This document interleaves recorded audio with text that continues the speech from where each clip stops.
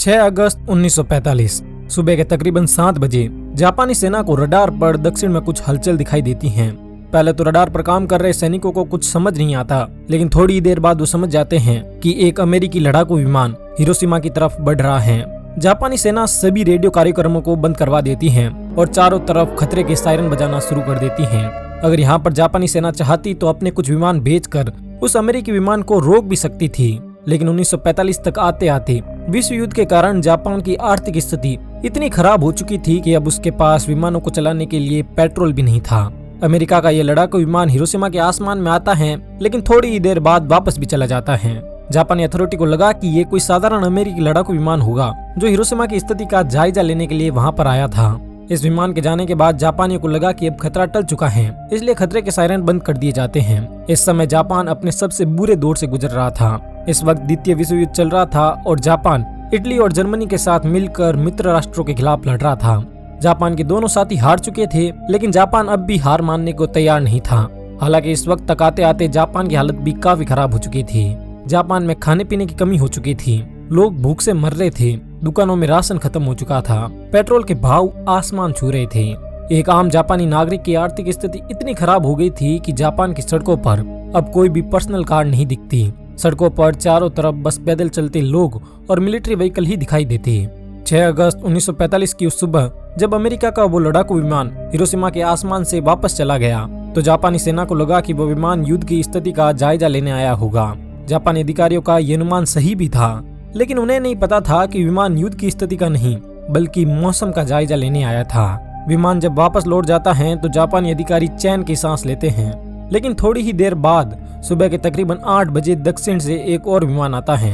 जापानी सेना इस विमान को भी रोक सकती थी, लेकिन उन्हें लगा कि ये विमान भी पहले की तरह बस स्थिति का जायजा लेने आया होगा। पर उन्हें क्या पता था कि ये विमान उनकी मौत का फरमान लेकर आया था। जापान की तरफ बढ़ रहा ये विमान एनोला गे नाम का एक बम वर्षक विमान था। इस विमान को मेजर थॉमस फेरे भी उड़ा रहे थे। सुबह के ठीक 8:15 पर इस विमान से लिटिल बॉय नाम का एक 4 टन वजनी न्यूक्लियर बॉम्ब नाक के बल धरती पर गिरना शुरू होता है। इस बम का लक्ष्य हिरोशिमा का अओई ब्रिज था, लेकिन हवाएं इतनी तेज चल रही थी कि ये बम अपने लक्ष्य से 250 मीटर दूर सीमा सर्जिकल हॉस्पिटल पर जाकर गिरता है। इस बम को धरती पर पहुंचने में 43 सेकंड का समय लगता है। इस बम की शक्ति 15,000 TNT के बराबर थी और जब ये फटा तब तापमान 4000 डिग्री सेंटीग्रेड तक पहुंच गया। आसमान में उड़ रहे एक दूसरे अमेरिकी लड़ाकू विमान के पायलट चार्ल्स स्विनी बताते हैं कि उस बम के फटते ही इतनी तेज रोशनी हुई कि मानो सूरज धरती पर आ गया हो। ये विस्फोट इतना भयानक था कि कुछ ही पल में कंक्रीट से बनी इमारतों को छोड़कर धरती पर मौजूद हर चीज धुआं बन गई। जिस जगह विस्फोट हुआ उसके 15 किलोमीटर के दायरे में आने वाली हर इमारत के शीशे चकनाचूर हो गए। सिर्फ कुछ ही पलों में हिरोशिमा शहर की अधिकतर इमारतें धराशायी हो गई। उस वक्त देखने में ऐसा लग रहा था मानो हिरोशिमा में आग का तूफान आ गया हो। सिर्फ कुछ सेकंड पहले जिस हिरोशिमा की आबादी 2.5 लाख थी, अब वो सिर्फ 1,60,000 ही बची। 80,000 लोग एक ही पल में राख बनकर रह गए। अमेरिकी लड़ाकू विमान एनोला गे के पायलट पॉल टिबेट्स बताते हैं कि ये धमाका इतना खतरनाक था कि विस्फोट होते ही विमान के आगे के केबिन में एक तेज रोशनी फैल गई।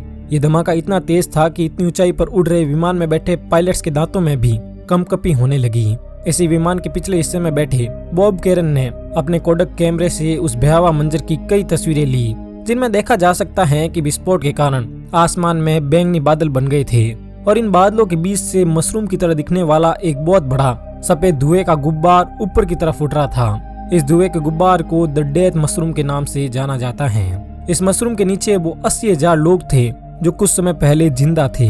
14 साल के फुजियो तारिकोशी 6 अगस्त की उस समय धमाके वाली जगह से कुछ ही दूरी पर मौजूद थे। विस्फोट वाली जगह के इतना नजदीक होने के बावजूद भी फुजियो उन चंद खुशकिस्मत लोगों में से एक थे जो जिंदा बच गए। वो बताते हैं कि उस सुबह मैं अपनी माँ के साथ नाश्ता कर ही रहा था कि तभी हमें आसमान में जोर की गड़गड़ाहट सुनाई देती है। हम लोग दौड़कर बाहर आते हैं। पहले तो हमें लगा कि वो किसी प्लेन की गड़गड़ाहट होगी, लेकिन जब हमने आसमान की तरफ देखा तो वहाँ पर कोई प्लेन नहीं था। हमने देखा कि उत्तर पूर्व की तरफ से एक छोटी सी बॉल जमीन की तरफ आ रही है।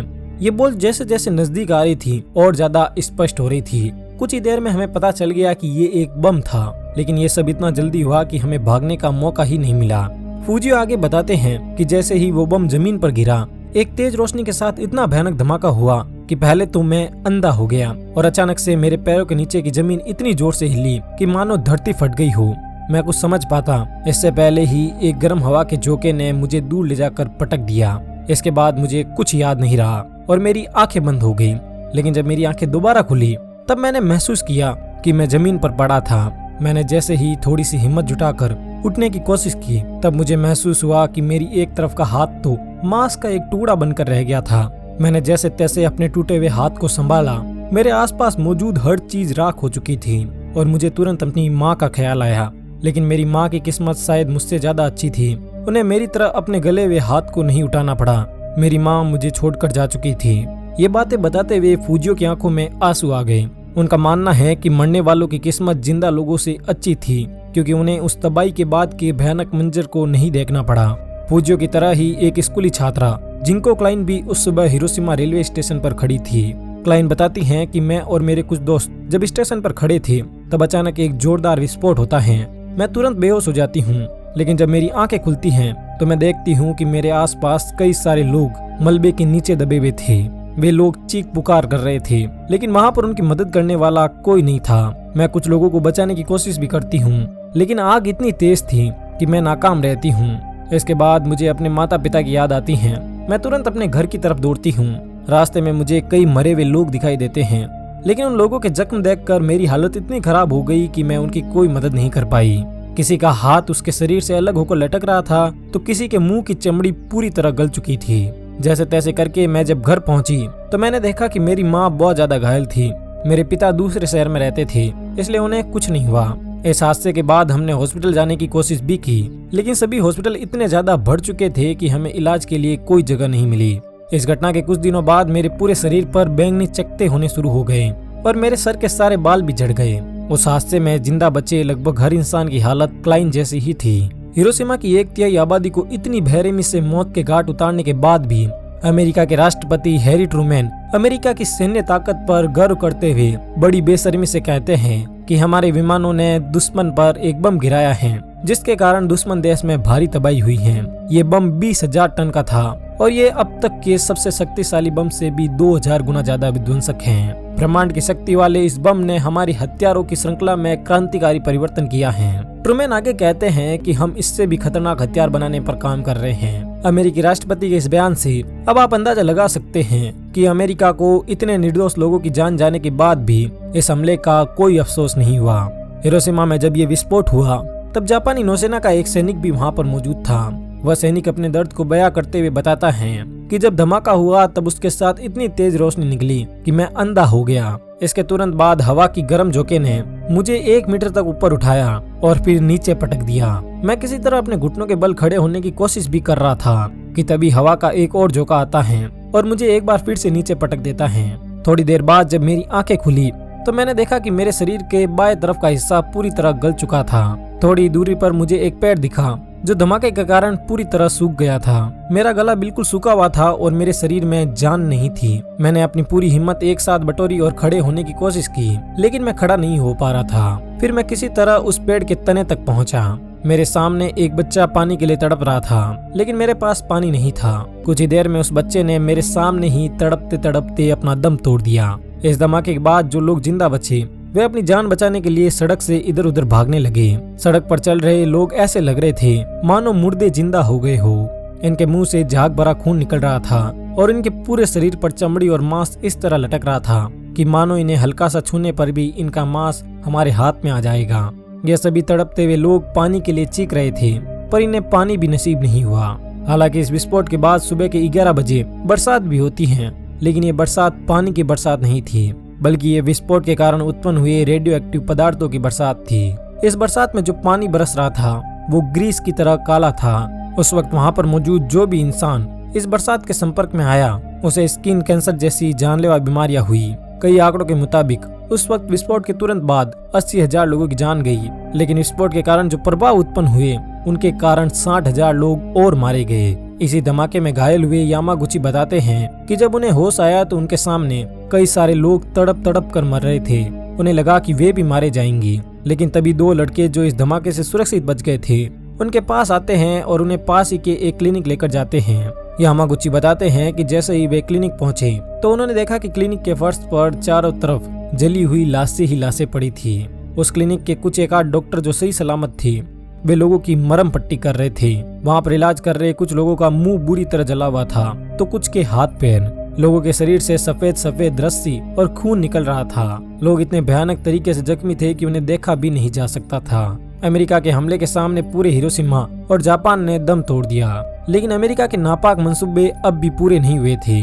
इस हमले के ठीक 3 दिन बाद 9 अगस्त की सुबह अमेरिका एक बार फिर जापान के ही एक और शहर नागासाकी पर ऐसा ही एक और परमाणु हमला करता है। पहले ये हमला जापान के औद्योगिक शहर कुकुरा पर होने वाला था, लेकिन मौसम खराब होने के कारण हमले की जगह को बदलकर कुकुरा की जगह नागासाकी कर दिया गया। घड़ी में जब सुबह के ठीक 11 बज रहे थे तभी अमेरिकी लड़ाकू विमान B-29 अपनी बेली से फैटमैन को रिलीज करता है। 4500 किलो वजन वाला ये बम हिरोशिमा पर गिराए गए लिटिल बॉय के बराबर ही ताकतवर था।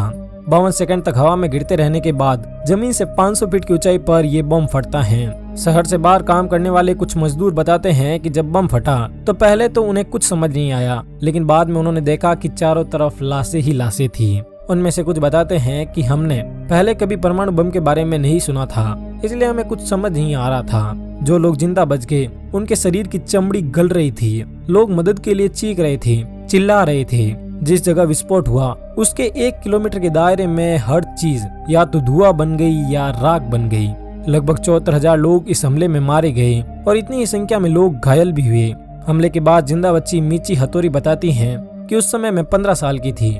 मैं अपने स्कूल की सबसे होनहार छात्रा तो नहीं थी, लेकिन सबसे आगे का ही छात्रा जरूर थी। इसलिए विस्फोट से पहले जब सिटी में खतरे का सायरन बजा तो हमारी टीचर ने हम सभी को पास ही में बने बंकर में जाकर छुपने को कहा। मेरे सभी साथी इस वार्निंग को हल्के में ले रहे थे, इसलिए वो सभी क्लासरूम से निकलकर स्कूल के मैदान में टहलने लगे, लेकिन मैं उस बंकर में जाकर छुप गई। कुछ ही देर में एक बहुत ही तेज आवाज के साथ एक भयानक विस्फोट होता है। मेरे जो दोस्त मेरे सामने बंकर के बाहर खड़े थे वे अचानक गायब हो गए। धमाके के कारण निकलने वाली रोशनी से मैं कुछ समय के लिए अंधी हो गई। अचानक बंकर में एक इतना तेज गर्म हवा का झोंका आया कि मैं एक जोरदार झटके के साथ दीवार से टकरा गई। कुछ ही देर बाद जब मेरी आंखें खुली और मैं बाहर निकली तो मेरे सामने मेरे दोस्तों की लाशें पड़ी थी। मैं उन्हें पहचान भी नहीं पा रही थी। उस वक्त तक लोगों ने परमाणु बम का नाम भी नहीं सुना था, इसलिए उन्हें लगा कि आसमान में सूरज फट गया। नागासाकी पर हुए हमले के बाद अमेरिकी राष्ट्रपति हैरी ट्रूमैन ने एक बार फिर अपने देश को संबोधित किया। इस संबोधन में वो कहते हैं कि अगर जापान ने अब भी हार नहीं मानी तो वो और हमले करेंगे, जैसे जापान के हजारों आम नागरिक मारे जाएंगे। इसलिए जापान के लिए बेहतर यही है कि वो आत्मसमर्पण कर दे। हिरोशिमा और नागासाकी पर हुए परमाणु हमले और 8 अगस्त को सोवियत यूनियन ने भी जब जापान के खिलाफ मोर्चा खोल दिया तो जापान ने हार मानकर 6 दिन के बाद आत्मसमर्पण कर दिया और इसी के साथ द्वितीय विश्व युद्ध भी समाप्त हो गया। ये युद्ध भले ही उसी दिन समाप्त हो गया, लेकिन इसने हिरोशिमा और नागासाकी को इतने बड़े जख्म दिए कि जिनकी हम कल्पना भी नहीं कर सकते। हिरोशिमा और नागासाकी पर हुए इन हमलों पर गांधी जी की ये बात बिल्कुल सटीक बैठती है कि an eye for an eye makes the whole world blind. ये तो हिरोशिमा और नागासाकी पर बम गिरने की घटना थी, लेकिन इन शहरों पर ये हमले क्यों हुए ये जानने के लिए आप राइट साइड में दिए हुए हमारे द्वितीय विश्व युद्ध पर बने इस वीडियो को देख सकते हैं। धन्यवाद।